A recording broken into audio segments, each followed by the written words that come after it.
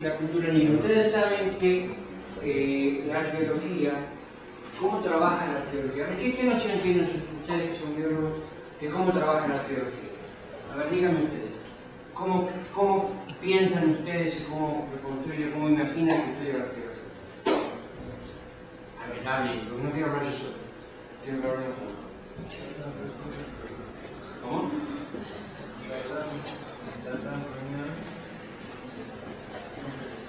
Bueno, bien, más o menos ahí. Trabajan sobre restos arqueológicos. Yo les voy a dar una idea aproximada de cómo trabaja el arqueólogo y ustedes se van a dar una idea con este ejemplo que siempre lo uso, para que ustedes se den cuenta inmediatamente de cómo trabaja el arqueólogo y cómo enfocar en este tema de la cultura andina. Por ejemplo, la cultura importantísima en el Perú, que se llamó Chavín-Tehuacán. Hacemos un paréntesis y les explico. Supongamos que nosotros estamos aquí, yo estoy dando la conferencia, estamos todos felices y contentos, y de pronto nosotros tenemos que irnos de acá.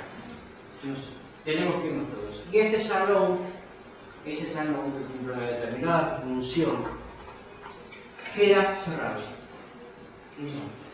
Por 200 años, 300, 400, 500 años, aquí no entra más nadie. ¿Qué suponen ustedes que puede pasar en este salón? Después de 500 años. ¿Qué es lo que puede pasar? ¿Que llegue a llegar? ¿Cómo? ¿Que llegue a llegar? Sí, bien, una. Pero en general, ¿qué va a pasar con las paredes? ¿Qué va a pasar con las sillas? Se va a descomponer, se va a deteriorar, las cosas se van a caer, se van a oxidar. ¿Es así? No va a permanecer, quizás las cosas se muevan, a lo mejor van a venir roedores, se van a comer el plástico, todo esto se va a deteriorar. Un arqueólogo después de 500 años viene a este lugar y va a tratar de reconstruir qué pasó acá, qué se hacía acá hace 500 años. Pero ¿qué es lo que va a encontrar? Va a encontrar las cosas rotas, toda la evidencia de la función que nosotros sabemos que se usó en este salón va a ser absolutamente indirecta. Porque no va a poder decir, ah, sí, mira, no va a encontrar las cosas como estaban hace 500 años. ¿Está? Entonces, en base a todos esos restos materiales que quedan, la silla rota, va a encontrar un pedazo de campera ahí, a lo mejor una pizarra, que va a decir, pues tirada en el piso la va a volver a su lugar, y va a decir, evidentemente alguien daba una conferencia, o estaba dando clases a un grupo de gente. Va a encontrar la silla, es decir, va a tratar de reconstruir todo este terreno en base a los restos materiales. Y esa es la tarea del arqueólogo. Averiguar, saber, conocer cómo era la vida, pero cuál es el medio que el arqueólogo tiene para poder saber eso. Los restos materiales. En el caso de la arqueología en América sigue el mismo patrón, muchas veces con diferencia según las corrientes, pero en líneas generales es esto. Entonces, lo que hacen los arqueólogos es tratar de, una de las tareas fundamentales, tratar de ubicar temporalmente todos esos restos materiales. ¿En qué fecha? ¿En qué fecha nosotros estuvimos acá hace 500 años? Porque no lo va a saber, pero va a tratar de sacar. ¿Se acuerdan cuáles son los métodos que utilizan, que están relacionados con la biología? Los métodos que utiliza un arqueólogo para datar restos materiales, ¿cuáles pueden ser? Carbono 14, que es el más común. ¿Cuál más? ¿Potasio? ¿Cómo? Potasio, argón. ¿Está? Bien. Entonces, esta cultura, Chavín-Tehuacán, que ustedes tienen la ubicación ahí, fíjense, muy cerca de Lima, Perú, no hay demasiados restos de esta cultura. No hay demasiados restos. Pero sí es una de las primeras culturas, ciudades-estados en el sur andino. ¿Qué características tienen las culturas andinas? Generalmente, salvo podemos hablar del Estado Inca, pero el Estado Inca ya hablamos de 1438 en adelante, Fíjense la ubicación, si subimos un poquito más. Acá está la ubicación, la cultura de Chamín de Huantar. Aquí tenemos la economía y aquí está la periodización, más o menos después de Cristo, del 1 al 800 después de Cristo. Pero ¿qué hace el arqueólogo? ¿Qué hace el arqueólogo en base a los materiales? Va periodizando las diferentes culturas. Periodizando las diferentes culturas.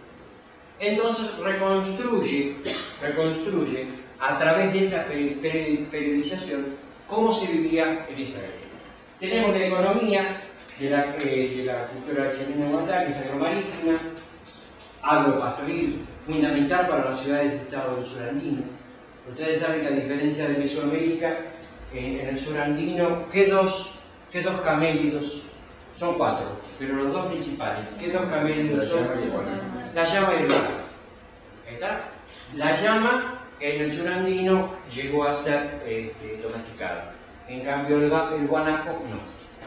¿Está? El guanaco se utilizaba para la casa, la carne, pero no fue domesticado. Igual, la llama sí, se utilizaba también para carne. Bien, tenemos más o menos el contexto de este periodo de la cultura de Chamín de Huantar. Y una de las características fundamentales de esta cultura fue el arte. ¿Es así? El arte. Y una de esas, primariamente, fue el culto al jaguar. Bien, líneas muy generales de la cultura de Chamín de Huantar. Ahora, vamos a ir a otra cultura que quizás es una de las culturas más importantes de Sudamérica, que es la cultura, bueno, acá está la organización, vamos a la cultura tihuanaco, vamos del 200 al 800 a.C. Importantísima la cultura tihuanaco para la zona de Bolivia, Perú, y se acabó. Acá tienen algunas cerámicas.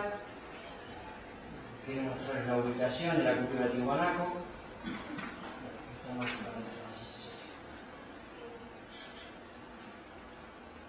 Esta es la famosa Puerta del Sol, que está en el límite con Bolivia.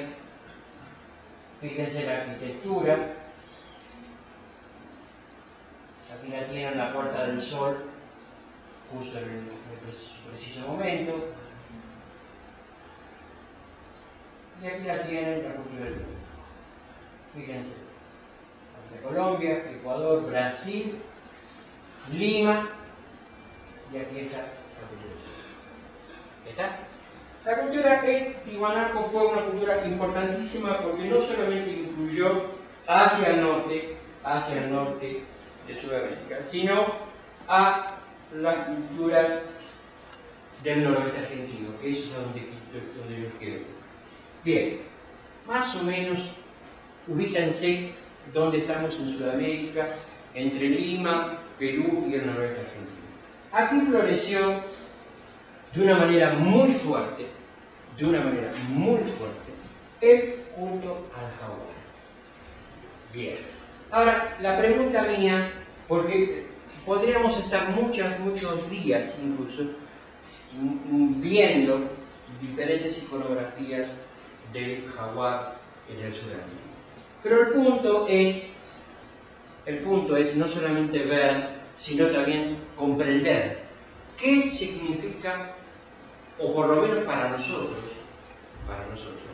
qué significa un culto al jaguar, un culto de fauna en una cultura, como puede ser la inca, como puede ser la noroeste argentina.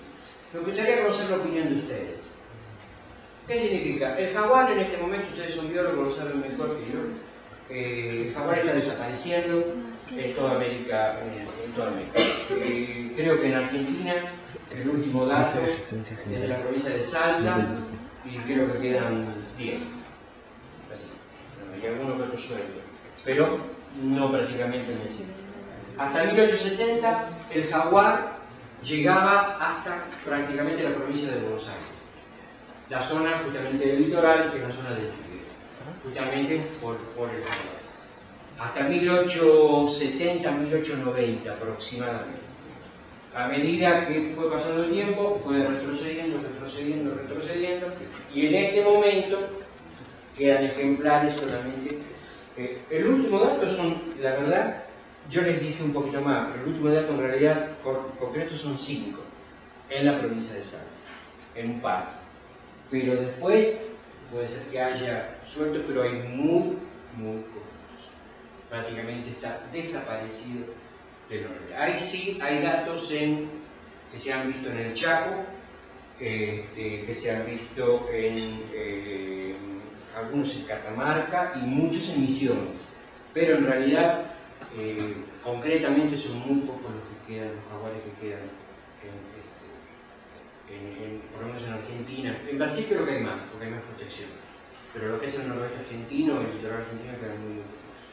Bien, entonces tenemos dos cosas. Tenemos civilizaciones como la Chavín de Huantá, la Tiwanaku, los incas, el noroeste argentino con la cultura laguada, que después lo vamos a ver. Pero ¿qué es lo que pasa? Tenemos culturas que hacen un culto importantísimo, sagrado, a la fauna, como es el caso del jaguar. Y de pronto nos plantamos acá en el 2008 y vemos que solamente podemos ver jaguares en los zoológicos. Entonces, para ustedes, ¿cuál es el ida y vuelta de esta situación? Ida y vuelta. Les repito, hasta 1890 llegaba a las puertas prácticamente a las puertas de Buenos Aires. Incluso Juan de Garay, tengo entendido que tenía que andar, cuando él se embarcó en la provincia de Buenos Aires, tenía que andar cuidado porque si no se lo comían vivo. Sí, por uno de los motivos por los cuales tuvieron que inmediatamente poner coto a hacer ciudades y protegerse por la cantidad de jaguares y pumas que había en la provincia de Buenos Aires. Bien, ahora no hay ninguno. ¿Qué piensan ustedes? Aparte del tema ecológico que es sabido, ¿qué es lo que piensan ustedes sobre esto? Sobre culturas sagradas que toman como sagrado el culto del jaguar, y nosotros en esta civilización occidental que para ver un jaguar tenemos que verlo en zoológico y en sacado. Me gustaría conocer la opinión de ustedes. Así lo hacemos interactivo. Pues si no, orgulloso. ¿Qué opinión tienen ustedes? Ustedes son biólogos. A ver, ¿tu nombre para tu nombre? Arzum. Perfecto. Yo opino que la civilización occidental hace como que una división entre el hombre y todos los demás animales. Perfecto. Entonces, lo que causa es que pues, el hombre es superior y los animales pues, son menos que nosotros y no pueden atacarnos, no nos pueden hacer nada. Entonces, mejor los exterminamos o nos aprovechamos y nosotros quedamos como hasta arriba. Y antes, como que todo no era dividido, sino que lo tomaban como algo también religioso, de que el agua tiene vida, el viento también tiene vida, entonces pues como que correlacionaba todo. Perfecto. Bien. ¿Otra opinión? Pues es que antes pensaban que... ¿Tu nombre? Sí. Pensaban que los animales tenían la habilidad de comer humano, entonces el hombre podía adquirir las características de un animal, ¿no? Y entonces por eso también lo veneraban y lo usaban en el calendario, en ricos, ¿no? Tenemos un punto de vista ecológico y tenemos un punto de vista más bien sagrado, en la relación entre el hombre y la fauna. ¿Qué más? Otra opinión. También, bueno, Sí, ¿tu nombre? está ahí. Con la llegada de los europeos igual introdujeron, no sé, su ganado, pero ellos también en un afán de, bueno, empezaron a invadir el ambiente del jaguar. El jaguar también tenía menos posibilidades de encontrar sus presas. Comienza a atacar el ganado de la gente. La gente también lo ve como una agresión hacia ellos. Es mi comida, no voy a dejar que se la coma. Entonces empieza a acabar con ellos también. Aparte también de ser uno de los depredadores más grandes, el depredador más grande de América, se ve como un trofeo. Entonces lo cazo y tengo la piel de la pared. La piel de la pared. Exacto. Bien. ¿Qué más? A ver. Dimensión, vamos, dime.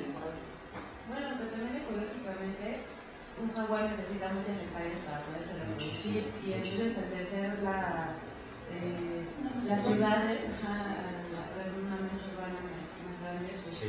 evita que tenga esas hectáreas que necesita el jaguar para poder cumplir su ciclo biológico. Sí, perfecto. Bien. Bien. ¿Qué más? Pero vamos a trabajar sobre el tema que habló Cecilia recién, porque desde el punto de vista ecológico tenemos las cosas claras. Falta de espacio, competencia, por los nichos ecológicos, pero vamos a algo que intentó Cecilia, que es la dualidad hombre-animal. ¿Qué les parece a ustedes esta dualidad hombre-animal? ¿Qué les parece? Bueno, el jaguar tiene una propiedad de poder, de seguridad, y entonces al hombre o al humano eso le atrae mucho. Sabe que lo tiene que respetar, tratarlo de lejos porque lo puede atacar, pero también le atrae ese poder, esa seguridad. Entonces por lo mismo lo ve como una deidad, como algo poderoso, como algo hacia qué aspirar, a ese poder, a ese control, a esa seguridad. Bueno, termino la charla. Te digo todo. Bien, bien. Acá estamos hablando de una palabrita muy compleja, que es la palabra símbolo. ¿A ustedes qué idea les da la palabra símbolo en la cultura humana? ¿Cómo? ¿Qué representa? ¿Qué más? Pues, Sí, Eva. Una manera de identificarse, ¿no? Yo me identifico con ciertos símbolos, o sea, es una manera de Sí. Bien, representación, identificación, ¿qué más? Una convención, tal vez. Puede ser más complejo, pero sí puede ser. Bien, ¿qué más? Identificación, convención, representación, importancia. Bien, importancia. ¿Qué más? A ver, una más. A ver. Percepción. ¿Cómo? Percepción. Perfección. Cosmovisión también. Cosmovisión. Por ahí anda la cosa. Por una cosmovisión. Tenemos representación, cosmovisión. ¿Qué va? Convención. Representación. ¿Y cuál era la otra? Bueno, eran 4 o 5. Bien. Bien. Ahora, entendemos básicamente lo que es un símbolo. Bien, es una identificación, una representación. Ahora apelo a ustedes. ¿Qué puede significar para una cultura, como es la cultura inca, la cultura charrín de Huantar, la cultura tihuanaco, la figura de un jaguar? ¿Qué les puede, para ustedes, pónganse en el papel de arqueólogos, se encuentran en un yacimiento y encuentran una vasija con la figura de un jaguar? ¿Qué les representa a ustedes esa figura? ¿Qué les puede? Ustedes pónganse en el papel del arqueólogo, lo sacan del sedimento y se encuentran con una cerámica con una figura de un jaguar. ¿Qué piensan ustedes que puede significar para el autor o los autores de esa vasija? ¿Por qué lo idolatraban o lo veneraban? Perfecto, veneración. Bien. ¿Qué También más? podría ser la comparación en otras culturas, por ejemplo para la Tenochca, una vasija con agua representaba como la luna. Entonces si los veías en los códices, una vasija con agua era la luna. Entonces podría ser que el jaguar con una vasija con agua podría ser como la noche o algo así. Perfecto, muy bien. Puede haber muchas interpretaciones. Uno de los problemas que tenemos los arqueólogos es justamente, por ejemplo, como hablamos siempre con Carlos, es cuando nosotros tenemos una pintura rupestre, ¿no?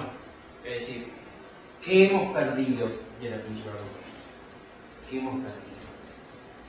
Nosotros vemos unas líneas zigzagueantes, vemos una figura de fauna, como vamos a ver, una figura de fauna, pero ¿qué hemos perdido? ¿Hemos perdido a quién?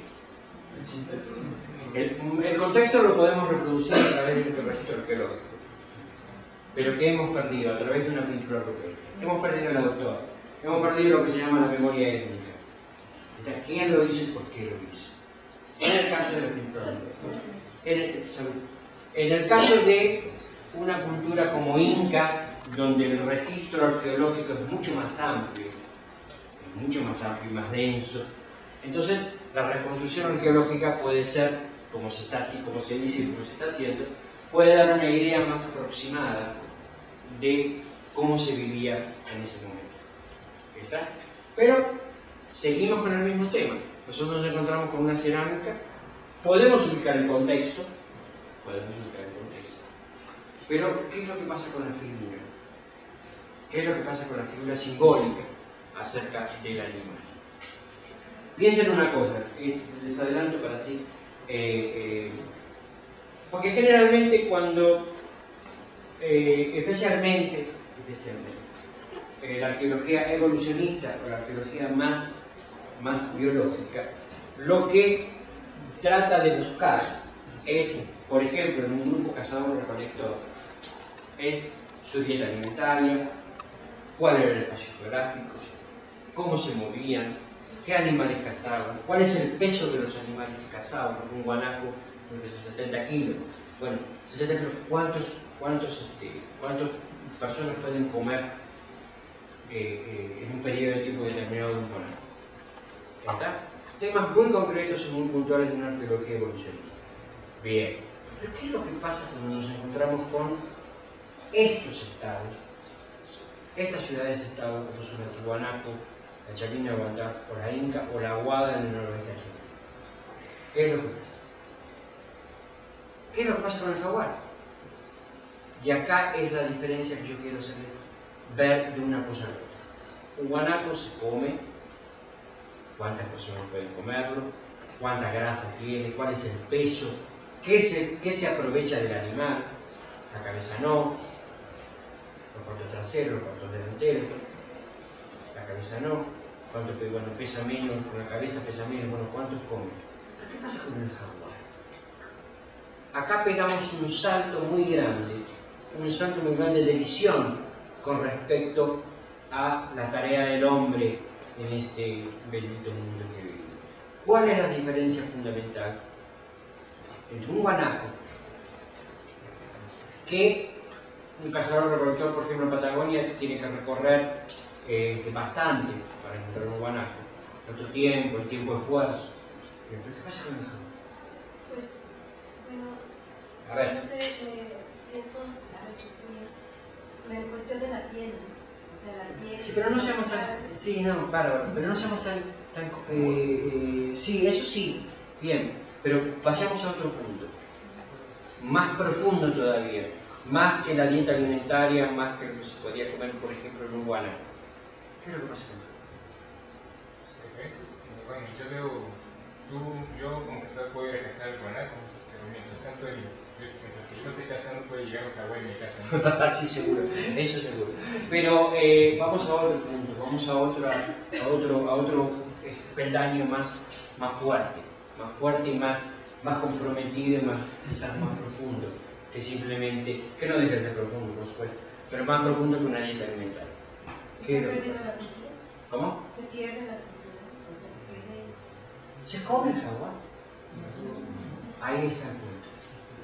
Y aquí está el punto donde quiero ver.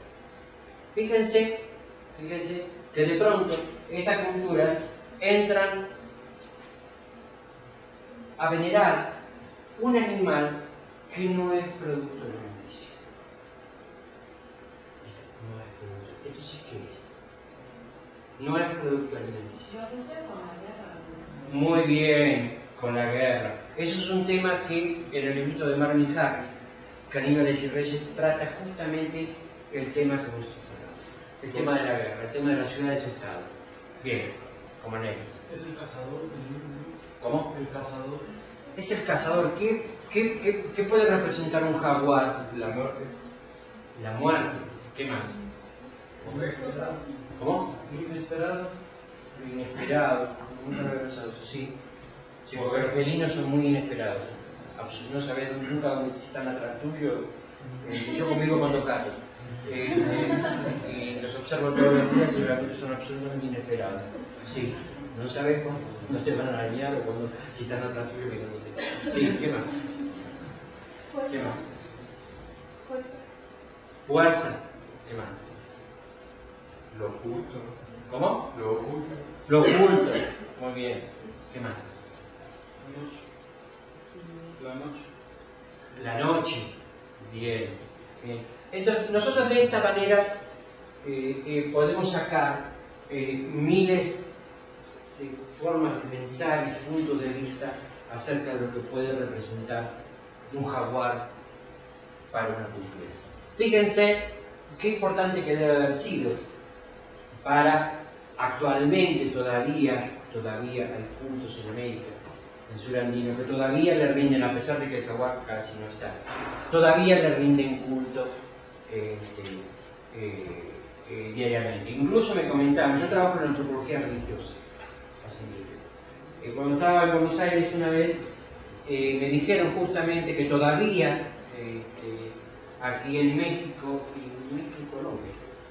y en Colombia todavía había grupos, todavía existen grupos esotéricos que hacen un culto al jaguar.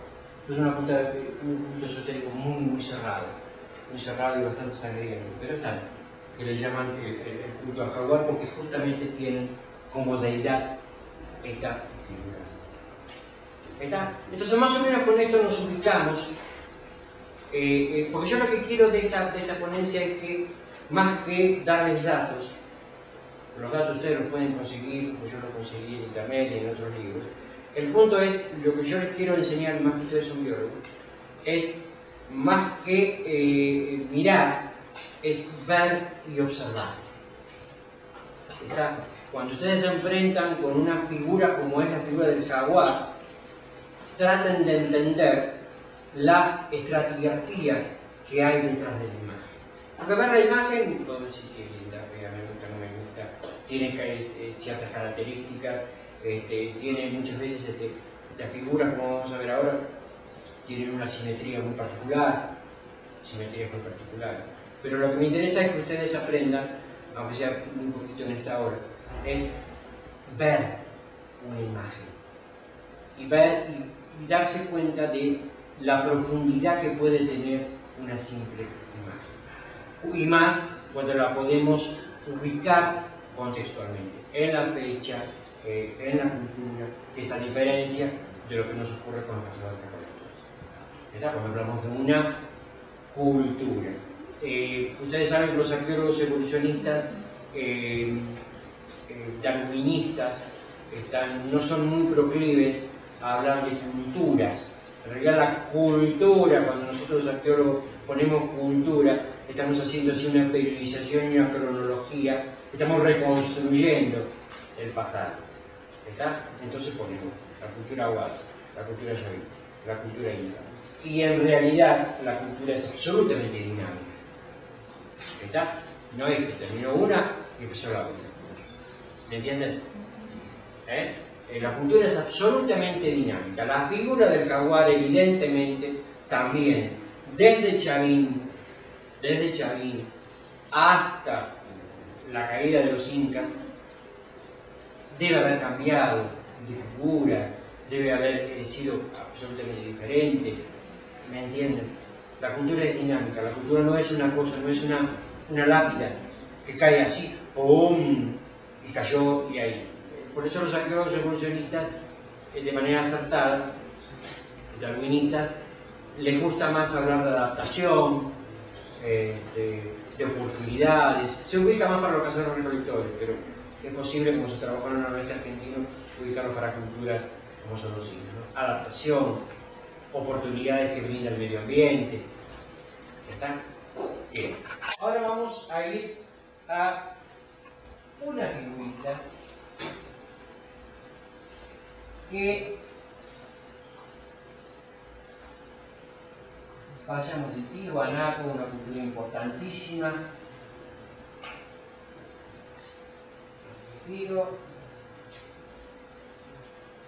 Que ejerció su influencia fundamentalmente en los incas y en el noroeste argentino. Ahora, ¿qué es lo que pasa? Nos vamos a ubicar en el noroeste argentino, en una cultura, así entre comillas, que se llamó La Aguada. La Aguada está ubicada, tengo el mapita aquí, espero que salga. Fíjense, estamos hablando de Chile y la cultura aguada se desarrolló en la provincia de Catamarca, Tucumán y La Rioja, lo que es el noroeste argentino. Bien, ¿qué es lo que pasa con el noroeste argentino desde el punto de vista geológico? ¿Y por qué incorporó la figura del agua? El imperio o la cultura inca, la discusión es, ya conocen la cultura inca, importantísima desde el punto de vista cultural, desde el punto de vista económico, desde el punto de vista de expansión. Bien. Ahora, ¿qué pasó con el noroeste argentino? La discusión es si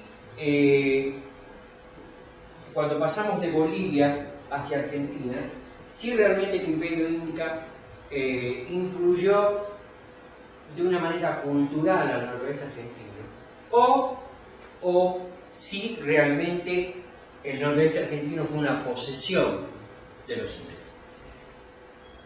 Desde el punto de vista cultural, el imperio inca posiblemente haya llegado hasta un poquito más abajo que ustedes ven San Juan, haya llegado un poquito más para abajo, hasta Córdoba, incluso hasta provincias como Mendoza, que está abajo de San Juan, haya llegado la influencia inca. Ahora, la discusión es si los incas realmente estuvieron en el noroeste argentino, o lo que se dice ahora, lo que se postula ahora, es que el imperio inca tomaba posesión de un territorio, dejaba postas, ¿no? Entonces dejaba caminos en la cual tomaba el territorio, luego se iba y dejaban postas para que determinados personajes del imperio inca vengan a controlar el comercio y todo lo que estaba pasando en el norte.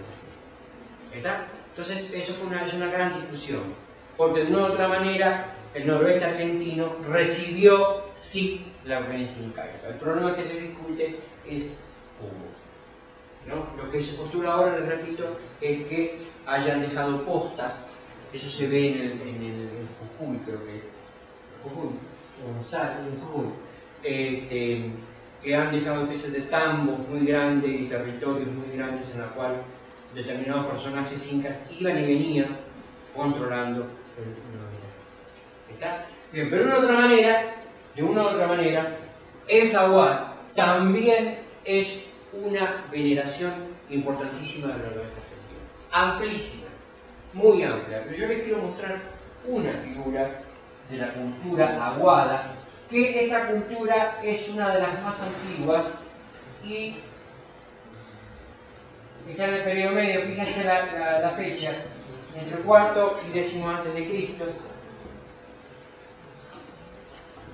Y quiero concentrarme en esta figura que tenemos aquí, que es típica del noroeste argentino. ¿Está? Típica del noroeste argentino. La figura del jaguar en las culturas aguadas, Santa Mariana, lo que es las ciudades-estados en esta zona que mencioné, tiene como figura principal una de las características es esta. Quiero que la vean, observen bien y me digan qué les dice y qué lectura podemos hacer de una figura como esta. Ustedes que son biólogos, ubíquense en el jaguar concreto que está acá en Chapultepec, el jaguar concreto, y esta figura. ¿Qué es lo que pasa entre una y otra? Se lo dejo, piensen.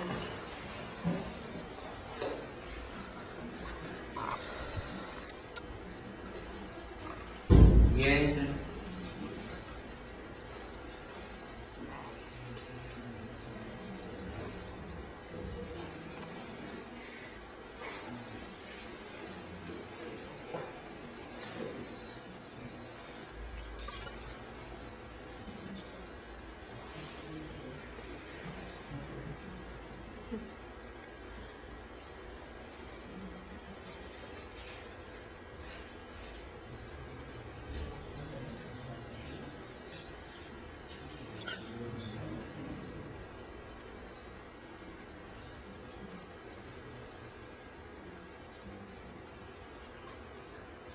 es una figura que puede ser trazada en líneas, como hizo un arqueólogo argentino que se llama Alberto González, que tomó esta figura y trazó líneas simétricas en las figuras y detectó la simetría propia de las figuras.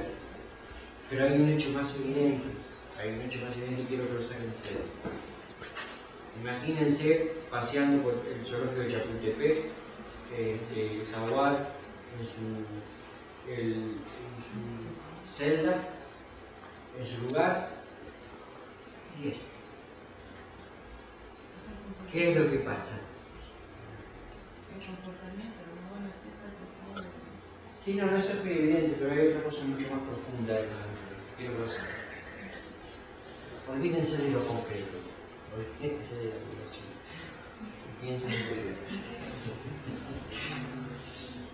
¿Qué diferencia hay entre el jaguar de Chapultepec y este? ¿Qué diferencia hay?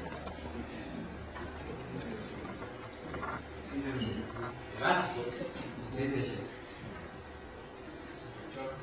¿Cómo? Parece un cachorro. Sí, pero hermano, más allá. ¿Qué es esto del jaguar? ¿Una qué?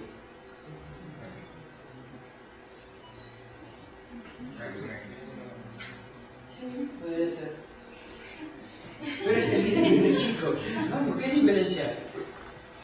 Hay que mirar más arte, ¿eh? Hay que entrenar el ojo, ¿eh? ¿Qué diferenciar? Esta es una estilización. Es una estilización. ¿Está? ¿Qué significa? Vamos por partes. Es una estilización. Ellos ven el jaguar, como lo vemos nosotros, pero ¿cuál es el salto del jaguar a esto? ¿Qué es lo que pasa? Hay una qué. Hay que mirar más arte, chicos, ¿eh? ¿Qué hay que? Aparte de una estilización. Bueno. Ahora sí. ¿Qué es lo que pasa? Cuando nosotros hablamos de arte, y esto lo van a aplicar, si ustedes si profundizan, por ejemplo, en este tema, como en otros temas del arte, ustedes se van a dar cuenta que muchas veces, por ejemplo, cuando vemos una pintura rupestre, ¿no? Y después vamos a ver algunas que traje algunos CD. Vemos figuras de fauna o figuras de hombre que no pertenecen a nuestro universo cotidiano. Son absolutamente distintas. ¿Por qué? Porque hay una estilización. ¿Está? Hay lo que yo les quería que lo saquen ustedes. Es decir, hay una recreación de la figura original. Evidentemente, lo que entendemos nosotros, o lo que vemos, un jaguar, tal como se nos presenta en el zoológico de Chapultepec, no es esto. ¿Está? Entonces, fíjense qué importancia que tiene, que en este caso la cultura aguada en el oeste argentino ha tomado la figura del jaguar, como también toman otras figuras de fauna, como es el cóndor, como la serpiente. Pero ¿qué es lo que pasa? La recrean de esta manera. Entonces, muchas veces, para comprender, si ustedes van a profundizar en este tema, si ustedes quieren comprender qué significa esto, fíjense la diferencia entre una estilización y una figura concreta de un jaguar. Si nosotros, ustedes saben que el arte rupestre nació hace 40.000 años en África, datos más 41, ¿no? Sí, 40.000 años antes de que, imagínense el trabajo iconográfico que ha realizado el hombre hace 40.000 años, el Homo sapiens hace 40.000 años. Desde las primeras implantes iconográficos en las paredes de las cavernas hasta esto. Cuidado, no estoy hablando ni de evolución ni de progreso, olvídense. Cuando hablamos de arte, hay un autor muy bueno que se lo recomiendo, que se llama Gombrich, que él justamente Gombrich es enemigo de hablar de progreso en el arte. ¿Está? Esto, como ustedes ven, así representa un momento determinado, cultural, social, de un grupo que nosotros lo llamamos la Guada. Está en el noroeste argentino. Pero no significa que lo anterior es más, como se decía en el siglo pasado, ¿no? Hay varios autores, incluso argentinos también, que hablaban de eso, que va de lo natural a lo abstracto, ¿no? Eso es una reconstrucción que no tiene sentido, porque hay figuras de hace 40.000 años que son también absolutamente abstractas. No estoy hablando de progreso, cuidado, pero fíjense el trabajo iconográfico que ha realizado el hombre a través de las primeras pinturas rupestres hace 40.000 años hasta este momento. ¿Está? ¿Qué le sugiere eso? ¿Qué le sugiere? Hoy me propuse hacerlo pensar. ¿Qué le sugiere este tipo de cosas? Que hablamos de que el jaguar no es objeto de alimento. Representa la fuerza, el coraje, por ahí dijeron muy bien la noche, lo inesperado. ¿Está? ¿Qué representa?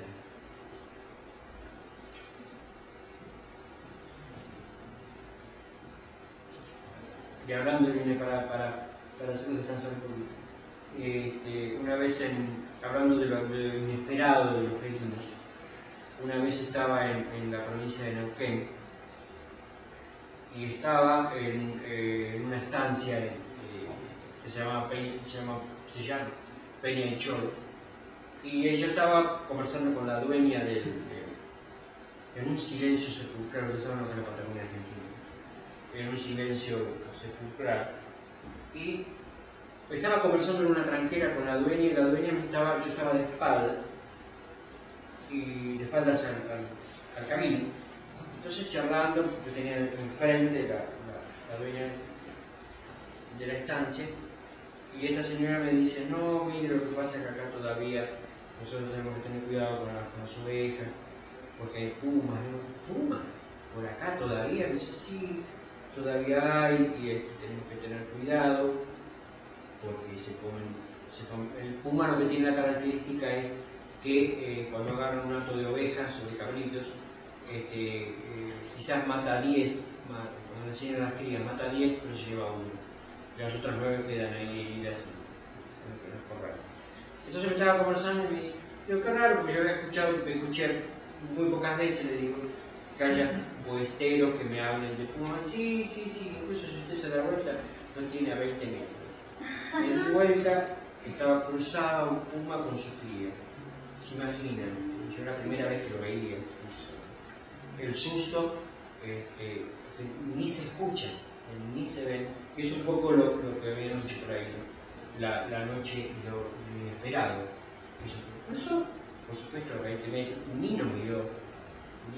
Yo ya pensé que me comía vivo. No, cruzó con el silencio de sus patas y se fue. Los felinos son así. Nunca sabes cuándo van a estar atrás tuyo. Incluso hay muchas anécdotas en el noroeste argentino también de puesteros o de chicos que cuidan cabritos, de chivitos, como dicen allá, gatos de chivos, y algunas veces se tienen que enfrentar a pumas, a cuchillo y a poncho, porque se quieren comer al dueño y a la cabrita. Entonces hubo una famosa anécdota de un chico que estaba, ayer la contaba anoche, estaba cuidando sus chivitos y de pronto ve que sus 2 perros salen un chicotazo, se acuerdan inmediatamente, se la bueno, principal y cuando se da vuelta tenía una puma hembra de 2 metros mirándolo como diciendo: sos mi próximo boca. Entonces este chico, con una valentía que yo no sé de verdad, esas cosas, calculo que debe ser el miedo o el ámbito cultural que se lo permite, envolvió su poncho, sacó su cuchillo, envolvió su poncho así y se le enfrentó al puma así como bien. Por supuesto que terminó, el puma se asustó, sujetó porque le dio tantos cuchillazos, no llegó a guardar el cuello, pero lo rasguñó todo, lo abrió todo. Y esto es muy común todavía. Pero estoy hablando, fíjense que ustedes estoy hablando de pumas. Porque el jaguar prácticamente está desarrollado. Hay algunas anécdotas que sí que han cazado bebés en misiones, pero son cosas muy esporádicas. Bien, seguimos pensando. Bueno, entonces, ¿qué es lo que pasa con la utilización de una figura como es la del jaguar y el jaguar de charcutería? Hay una creación, hay una creatividad. ¿Está? Por eso, cuando nosotros, como mensaje final, cuando vemos una figura de este tipo, tenemos que pensar que la pregunta es la siguiente. Cuando nosotros vemos una figura, ¿representa lo que nosotros entendemos como realidad? Nosotros, por ejemplo, vemos una figura, como puede ser un hombre, una figura de un hombre, que muchas veces en las pinturas rupestres algunas veces no tienen brazos, o es una figura estilizada, que nosotros entendemos que no es la referencia real que tenemos nosotros de lo que es un hombre. ¿Está? Por eso la pregunta central de esto, para poder entender un culto como el jaguar en la región nacional, es preguntarse si realmente las imágenes que nosotros vemos representan directamente a la sociedad que las reproduce. Generalmente hay una ecuación muy común que habla de la imagen que vemos es la representación de la realidad del que la tiene. Y vemos que muchas veces las imágenes, como es el arte rupestre de hace 40.000 años y como es esta figura, evidentemente no. Entonces debemos tener mucho cuidado de asociar la imagen que nosotros vemos con la realidad de nosotros. Porque evidentemente, para nuestro entender, esa figura de jaguar es una figura absolutamente estilizada. Entonces ahí es cuando nosotros tenemos que comprender bien qué representa una imagen de fauna. ¿Está? ¿Qué representa una imagen de fauna como es en el caso del jaguar? Por eso cuando nosotros nos plantamos frente a una figura como esta, o esta que tengo más abajo, estas son muy caicas,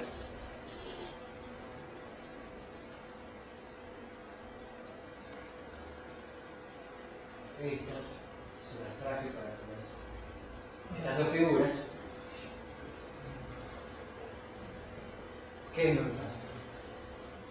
Por eso, cuando nosotros vemos una imagen, lo que tenemos que hacer es no simplemente mirar, sino ver que es diferente. Terán y Jordan hace la diferencia cuando miramos el universo o vemos el universo. ¿Está? Entre ver y mirar. ¿Está? Fíjense, lo que yo les quiero enseñar es que cuando nosotros vemos una imagen, no nos quedemos en la superficie de la imagen, sino que profundicemos un poquito más abajo, que vayamos a las diferentes capas, por decirlo así desde el punto de vista arqueológico, que llevaron una figura. Ahora, hay otro tema también importantísimo. Fíjense en la figura de abajo, sin cara. Bien, ¿qué les parece? Primero, ¿qué les sugiere esa imagen? Las dos, tocamos las dos. ¿Ustedes creen que el hombre en estas culturas que eran sumamente sagradas, la mayoría de los templos que vimos ahí eran santuarios, la que tenían justamente como deidad a jaguar? Pero una figura como esta, ¿qué es lo que pasa? El hombre se imaginó el jaguar en la llamí de Guantar y ¿qué es lo que pasa en esa figura? ¿Es el resultado de qué? Habíamos dicho que generalmente las figuras, la dinámica de la cultura hace que las figuras cambien, hasta que no sean siempre iguales. ¿Está? Entonces, es un resultado de qué? Porque si ustedes van al Museo de Antropología, yo lo hice con un hermano mío que es profesor de Bellas Artes, y uno que no tiene mucho arte, no se da cuenta. Pero me paró una vez mi hermano frente a una escultura olmeca. Me hizo un trazado simétrico, yo jamás lo había visto, pero me hizo un trazado simétrico de la figura. La perfección de la figura a la altura del que la produjo, del que la hizo, en las diferentes partes, que uno se da cuenta que la idea de volumen y espacio en ese tipo de figuras no son casuales, sino que el que la hizo tenía una noción, evidentemente de un proceso, una noción muy estilizada de lo que era realizar una escultura en un volumen y un espacio. ¿Verdad? Hay muchas figuritas del Museo de Antropología que uno se para enfrente y las divide simétricamente. Es decir, es perfecto. La idea de volumen y de espacio, cómo está configurada la imagen, es perfecta. Pasa que uno a veces no tiene el ojo artístico para darse cuenta, y uno necesita una persona al lado que es especialista en Bellas Artes para darse cuenta de ese tipo de cosas. ¿Y qué hacen estas figuras de Jaguar? Que evidentemente son productos de un proceso creativo que se vino desarrollando desde cuando no lo saben. Por eso ustedes cuando vean estas figuras de jaguares en esta exposición o vean en el Museo de Antropología, piensen no simplemente en la imagen superficial, sino en el fondo de la figura.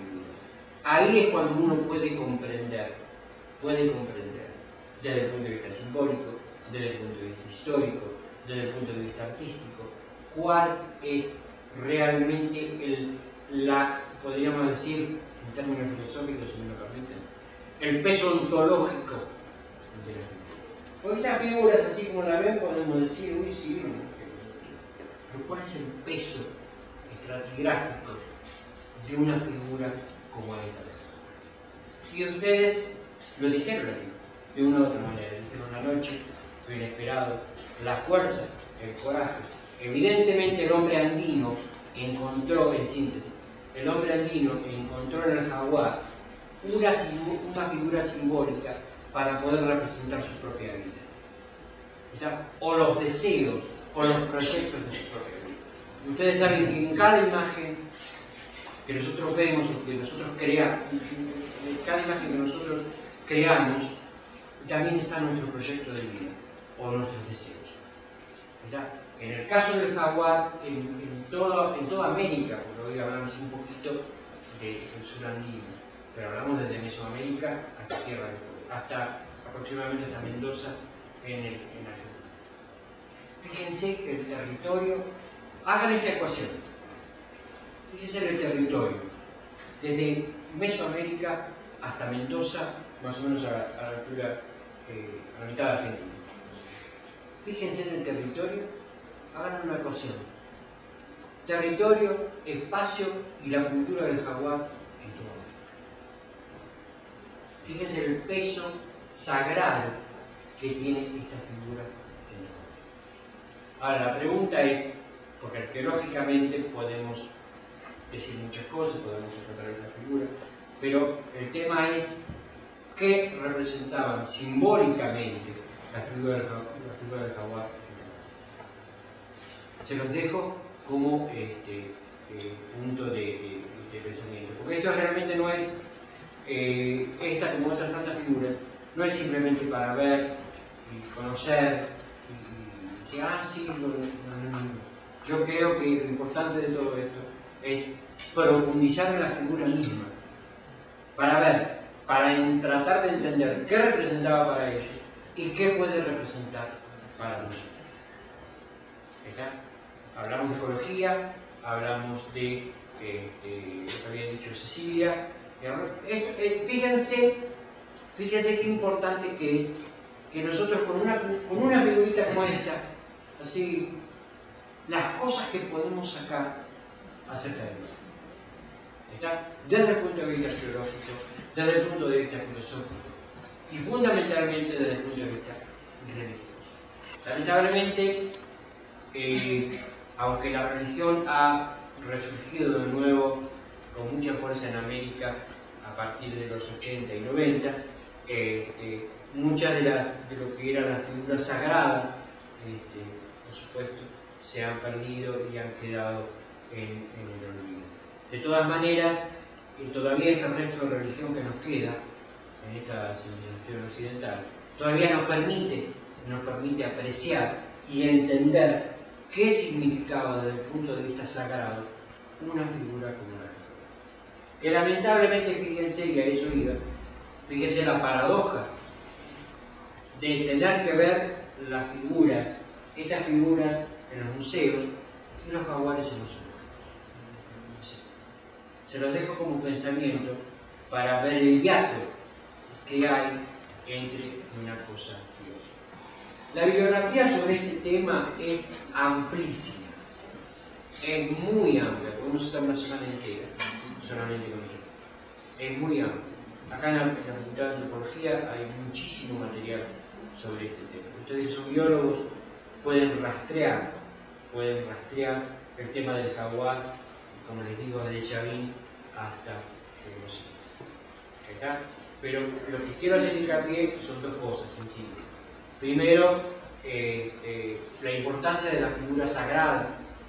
La figura sagrada como es un animal, como es un jaguar. Fíjense que nosotros en esta civilización hemos dejado de lado el tema de la fauna. En vez de venerarla, de cuidarla, la estamos perdiendo a pasos agigantados. Es así, lamentablemente. Esto es un biólogo que lo sabe. Estamos perdiendo a pasos agigantados. Y segundo, también lo que yo quería hacer hincapié era que cuando nosotros vemos una figura de esto, vayan al Museo de Antropología, párense frente a esas representaciones y háganse acompañar por un profesor de Bellas Artes o alguien que conozca de arte. Y ahí van a poder profundizar realmente cuál era el proceso de creación de estas figuras, que no son simplemente esculturas, han depositado mucho en la cultura, en el jaguar, en todo. Bien, preguntas, dudas, preguntas. Aquí en México el símbolo del jaguar está asociado a un lugar muy específico. Si el jaguar es mencionado en todas las cosas que dijimos, que parecen como cosas muy particulares del jaguar. Porque el jaguar es como el orden y la cultura y la otra cara de la moneda. Hay un símbolo idéntico allá. Mira, el tema es que las diferencias que se pueden hacer sobre este tipo de cosas son muchas. Lo único que tenemos en el sur andino son las figuras cerámicas y algunas otras manifestaciones escultóricas, pero no hay mucho como para decir. Yo creo que más que tratar de ver qué significa, porque siempre somos muy acotadores, nuestra mentalidad positivista, racionalista y acotadora. Yo diría que más que todo es importante ver qué puntos emergen en una figura. ¿Entendés? Más, un arqueólogo es muy difícil que te diga significaba tal cosa. Es una definición de diccionario. El punto es qué puntos parten de una figura común. ¿Me entendés? Desde el punto de vista arqueológico, desde el punto de vista contexto cultural. Es que hay marcos que son así muy tangibles, ¿no? Como decías, los símbolos, por ejemplo, del jaguar, la noche, Sí. el sacrificio, por ejemplo, aquí en México, ¿no? Sí. O sea, el cazador. El jaguar es un símbolo que porta ese significado a través desde la antigüedad. Y si yo digo, Es el símbolo del coraje. Si tenemos que dar una definición, es el símbolo del coraje, el símbolo de la fuerza. Entonces yo creo que si podemos acercarnos a ver lo que vieron ellos, dado que el símbolo sigue. Lo que pasa es lo siguiente. Vamos a entrar, ya que lo nombraste, vamos a entrar en temas más concretos y más laberínticos. Una cosa es lo que nosotros podemos inferir de lo que significaba, a través de la arqueología, a través del razonamiento, lo que significaba el jaguar en la cultura andina. Ahora, sí se sabe también que existían cultos esotéricos particulares a través de la cultura, que como los cultos mistéricos griegos no se conocen detalles, pero sí se sabe que había cultos esotéricos con respecto a Cóndor, Serpiente y que desconocemos, pero ritos muy particulares que están relacionados con el sacrificio, están relacionados con un montón de cosas que lamentablemente desconocemos, no conocemos detalles. ¿Está? Entonces, son dos cosas. Uno es lo que arqueológicamente podemos saber a través del dato arqueológico, otra cosa es cuando nosotros nos adentramos en los cultos esotéricos de Mesoamérica y del Sudamérica.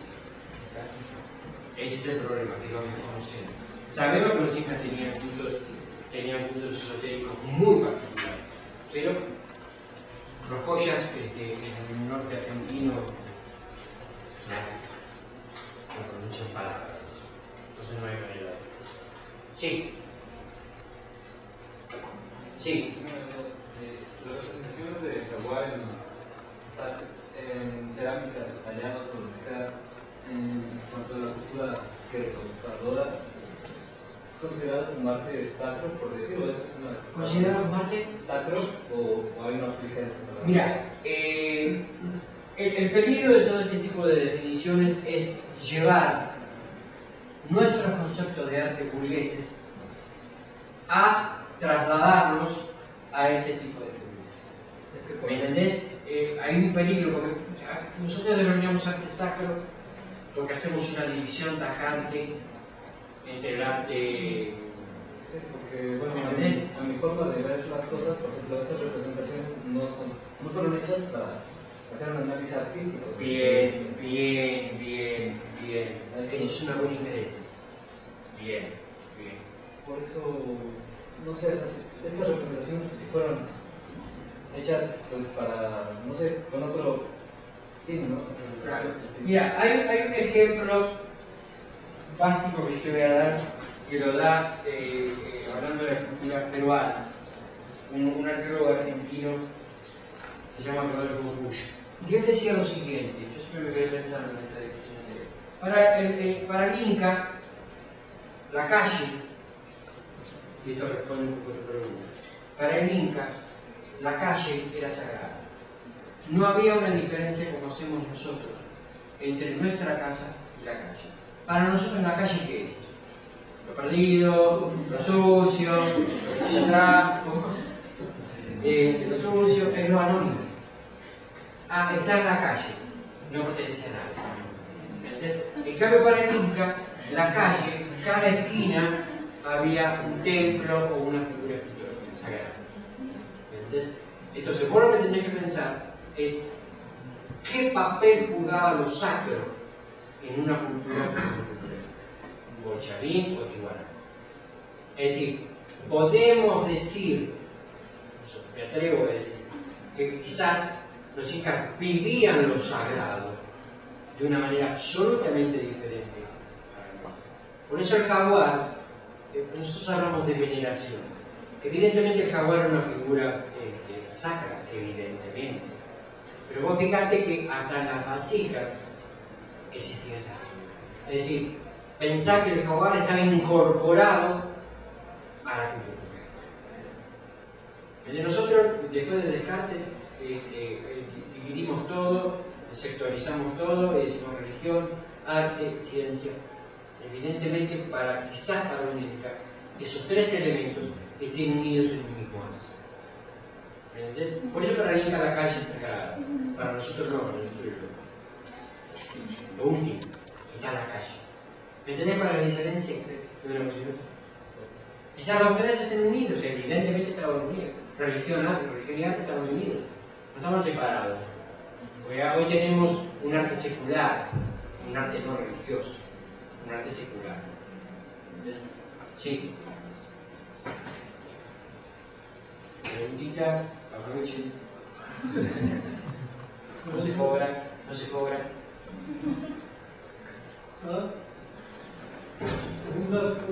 Preguntas, yo sé que después que se van a ir de acá van a surgir un montón, pero pueden consultar bibliografía sobre este tema, que hay muchísimas sobre el tema. Yo lo que me propósito de esto, de esta simple charla, es determinados puntos para que ustedes puedan partir de ahí para después profundizar. Sí. ¿Cómo pedimos poder entender qué significaba para ellos si nosotros no vivimos como ellos vivían? Bueno, ahí está ahí está la función de la arqueología. La arqueología es la que nos puede aproximar, a través de los restos materiales, nos puede aproximar a cómo era la vida cotidiana en ese lugar. De los incas, bueno, tenemos las crónicas, cuando, no sé, la bendita Europa llegó a la tierra, tenemos las crónicas, pero cuidado, las crónicas han bajado de ranking a través de la historia, porque muchas tienen un componente subjetivo que a lo mejor no nos dice realmente qué pasó, como lo que dice que la mayoría de las crónicas de los sacerdotes, que venían con una cultura católica entre medieval y moderna y que hicieron las crónicas con esa literatura. Entonces, algunas veces es difícil, pero esa es la tarea, esa es la misión del arqueólogo y del historiador. Tratar de ver cómo era más, por ejemplo, en el caso de historiadores, una de las últimas corrientes que es la historia de la mentalidad, que se preocupa, bueno, ¿qué pensaba el individuo que estaba en medio de la calle de los muertos de Teotihuacán? ¿Qué pensaba? Es difícil, muy difícil. La noción del pasado, retrotraer la noción del pasado, es algo que por su tema son brujos, es muy difícil. Por eso los elementos importantes de la historia de la arqueología, los restos materiales, las crónicas. ¿Verdad? Bien, ¿otra? ¿Otra pregunta? ¿Alguna pregunta más? Bueno, le damos las gracias a... Bueno, yo igual.